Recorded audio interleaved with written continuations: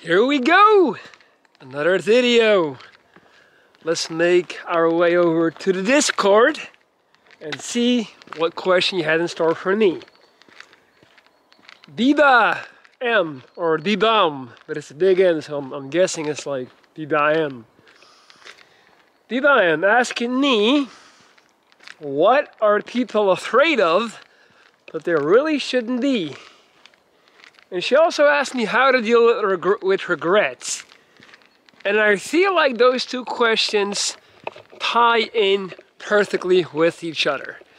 Now allow me to explain. Now, I'm a person, I like to look, pay attention, study society, people, myself, think about my thoughts, all that stuff. And I have narrowed down the one thing that people fear the most to this one ultimate conclusion.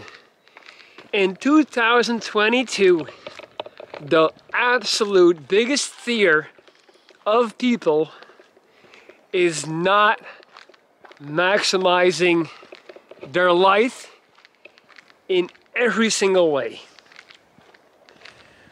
I like to call this the get the most out of it generation, and I definitely should come up with a more catchy name for that. But what I mean is, we have somehow evolved to this general notion of constantly wanting to be the best version of ourselves, constantly getting better, smarter, faster, stronger. But not just that, it also pertains to our careers, and even more importantly, to our partners. Statistics show that in 2022, there has never been more single people of 30 and up.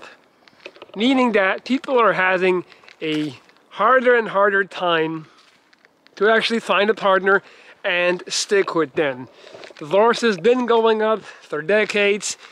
But not just that, people just have a hard time basically sticking with a person. I believe that's because we're constantly second guessing if we maxed out with our partner, if we couldn't do better. We're constantly still looking around, comparing, and we're so quick to believe that we can upgrade. And it's actually a super fucked up way of looking at love and our partners. But I've concluded it's what we all tend to do. It's crazy, man. And of course, like, I don't think I should explain where this is coming from. Obviously, social media is such a big factor. Like, we're constantly just, now we have the ability to follow up on our high school sweethearts and all the people that we went to high school with in college. And of course, nobody's comparing with the majority of people that probably did just as average or even worse than us. No, we're all looking at the people that did quote unquote better or appeared to have done better on social media. So we're all just feeling like losers half at a time. And we're all looking for ways to stop feeling like losers by upgrading. And that's something that I have practiced myself, that I have caught myself doing, and it's something that I see a lot of people doing everywhere I go. Just, being so incredibly scared of not, having maxed out. And that's also where a lot of relationships go wrong. In most relationships that I've observed, there is one person who feels that he or she overachieved, or maxed out, like they kinda, got someone that they weren't supposed to get. And then there's a person who underachieved. Very rarely will you find two people that truly feel like, we're on the same level. And then of course, that's where a lot of relationships go wrong, in the sense that the person that can sense that he or she overachieved will do anything to hold on to that, you know, to their prize, to their conquest. And in doing so, they'll obviously be more prone to let a lot of toxic behavior slide. They'll look the other way even when the other person is cheating, and they'll just put up with a lot more shit, knowing that, or at least not knowing, believing that they'll never be able to do better. So they're just like, whatever I gotta do, whatever it takes to hold on to this person. And then the other person obviously is gonna take advantage of that, consciously or subconsciously, which ties into a very interesting notion about good or evil. I honestly believe, like, there's not truly a lot of evil people. There's not that many bad people, you know, who are pragmatically thinking about this and like, oh, I can, you know, take advantage of this situation. They're just kind of, their instinct, their gut feeling tells them, lets them know that their border, that their limit lies a little bit further than the other person. It's just kind of what they do. I used to have 3 turtles, like land turtles. So not the swimming ones. They were Greek land turtles. They were about like, well, I can't use my other hand, but they were like from my chest to here, like this big, right? I got them from my 10th birthday. And we put them in this, you know, we actually gave them a really cool home, like in our backyard, massive backyard with my parents. And they had like they had their own football field to live in. That was obviously fully fenced. There was a fence surrounding the whole area, obviously, otherwise the turtles would escape. And all these turtles would do all day, besides sunbathing, was circle the premise of the fence every single day until the day they died. Actually, they didn't die, but you know, for all those years, they just kept circling the same fence, you know, looking for their limit. That's what we do. That's what animals do. That's what human beings do. We're always trying to figure out, where is the line? How far can I go? So in a relationship where a person knows that they're kind of on top, they're often more prone to exhibit toxic behavior. And just also because of, like, look at all the books. Like, look at the most popular books, the most popular YouTube videos. They're all about bettering yourself, bettering yourself, bettering yourself. Nowadays, it's considered a cardinal sin if you're not constantly focused on getting better. And again, like, I am super guilty of this myself. Like, I'm literally addicted to getting bigger and stronger and going to the gym every single day. So I'm not, you know, I'm not exempt from that, from the thing that I'm noticing. So I'm not trying to say that I'm better in any way. That's just what I notice, and to conclude, you know, in terms of, that's why I said regret ties in to the biggest fear. I also remember myself when I spent time in LA. So at some point after my first cancer, I decided to move to LA. I was about 26, I want to say 25, because I just, you know, I was an idiot. I was watching a lot of YouTube. I saw a lot of people vlogging in Venice Beach, and I figured that's what LA was. You know, this really beautiful, cool place by the beach. Obviously, I had no clue, so I just made my way over to LA to go and live there. And as I've already mentioned plenty of times, I had a terrible time there. Like, I was not really able to make friends, wasn't productive, not much. Like, I felt like I was just stuck in a huge ghetto desert, you know, like it was the absolute opposite of what I expected LA to be. But the point is, you know, even after that, I really felt like I regret, like, not trying harder, not doing things differently. And I gradually, in my years after leaving LA, I found myself kind of blaming, you know, myself for not having had a good time there. I was like, I was in LA, like that should have been better. Like I again fell victim to the trap of regret and not having maximized something, which also ties in with our fear of aging and wasting our youth, which is also at an all-time high. I should have said that in the beginning of the video. Like that's actually the third thing that we're most scared of: wasting and squandering our youth.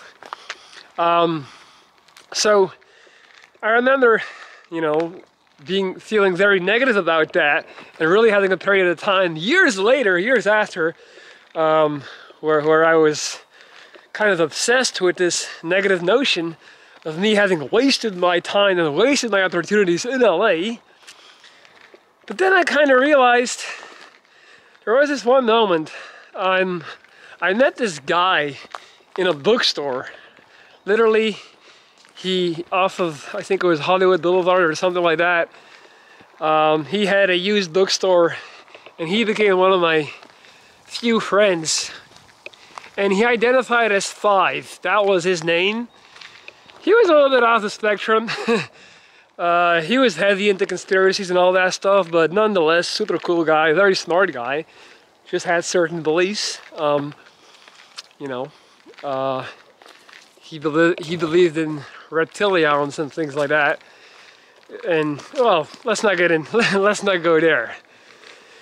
The point is, I used to hang out with him, smoke weed with him. He was a cool guy. And those were, by the way, the best people to smoke weed with. If you know, you know. And we, one day, went to Venice together. He had a car. We went to Venice together.